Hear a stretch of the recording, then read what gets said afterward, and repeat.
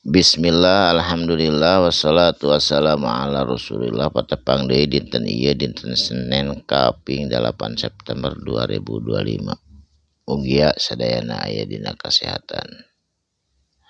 A'udzubillahi minasyaitonirrajim. Bismillahirrahmanirrahim. Nabi ibadi bewarakeun ku anjeun Muhammad, kabarkeun beritakeun ibadi ka hamba-hamba kami saur Allah. Ini sanyana ari kami anak tegesna kaula saur Allah. Ghafurur rahimu anu maha pengampun jeung maha asih. Jadi tong putus asa tina rahmat Allah. Urang mah pasti diampunan asa tobat ka anjeunana. Wa ana jeung sanyana yen adabin ari adabi ari adab kami saur Allah. Wa nyaeta azabul alimu nyaeta azab anu kacida peurihna tah kitu. Bewarakeun tong sieun minta hampura we ka Allah. Allah mah anu maha Ghafur nu maha Rahim jeung ari adab Allah teh maha peurih kacida. Saterasna wa nabbi'ahum jeung sok bewarakeun ku anjeun kabeh andaifi kana yen tetamuna Nabi Ibrahim. Nyaeta tetamu Nabi Ibrahim teh waktu sarita para malaikat bade ngabewarakeun ka Kangjeng Nabi Ibrahim tentang bakal lahir Nabi Ishak putra anu ti Siti Sarah. Saterasna kapalih dia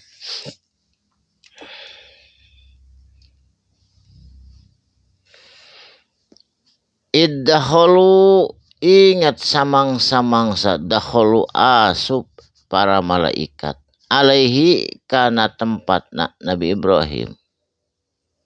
Para malaikat faqalu mangkanya rarios para malaikat salaman uluk salam. Qala dijawab ku Nabi Ibrahim wa alaikum salam. Inna sanyana ari kami saur Nabi Ibrahim mingkum ti aranjeun kabeh teh wajilun kami teh geumpeur kaget saha ari anjeun gitu. Sabab ketika dipasihan tuangan leuteun teu aya nu nyicipin saurang-urang acan. Margi para malaikat mah eta bangsa cahya seueurna aya nu terang angin Allah nu ninga. Jadi tara ngarot, tara tara makan, tara nanaon, tara teu aya sahwat. Salamina oge ibadah tara migawe doraka tah eta para malaikat. Jadi kaget naha teu kersaeun dibere barang tuang ku Kangjeng Nabi Ibrahim. Saterasna qalu terus nyarita deui eta para malaikat sadayana ka Kangjeng Nabi Ibrahim. La taujah entong geumpeur tong sieun Kangjeng Nabi Ibrahim anjeun. Inna sanyana ari kami sarayana ieu para malaikat nubasyiru karek mere kabar gembira ka anjeun. Rek ngabewarakeun kabar gembira ka anjeun. Bigulamin bahwasanya kana yen sanyana bigulamin bakal boga budak alimin anu kacida cerdasna anjeun teh bakal boga budak nu cerdas. Nyaeta Nabi Ishak. Saterasna qala ngajawab Nabi Ibrahim abasyaratumuni nah anjeun mak ngabewarakeun kitu ka kami saur Nabi Ibrahim.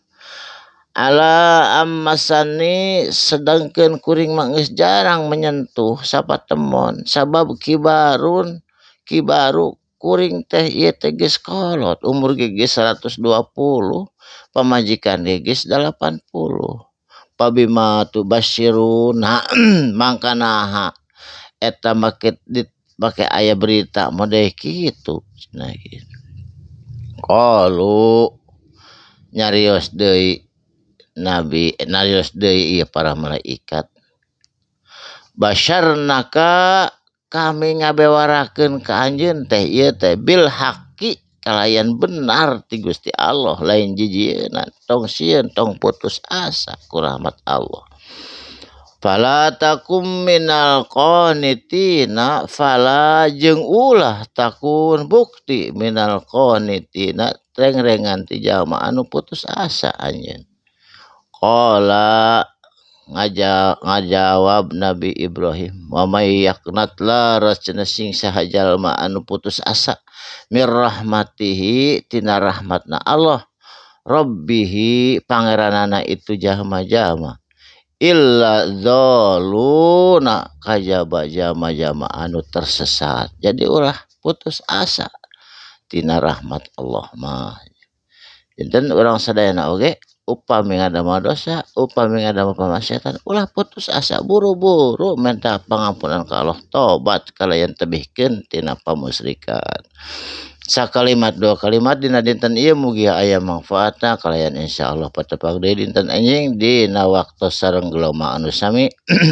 Barakallahu li wa lakum, mugi sadayana disehatkeun ku Allah, dipanjangkeun yuswa kalian tiasa patepang deui dina waktu anu sanes dina hanca anu salajengna. Shadaqallahul adzim. Wassalamualaikum warahmatullahi wabarakatuh.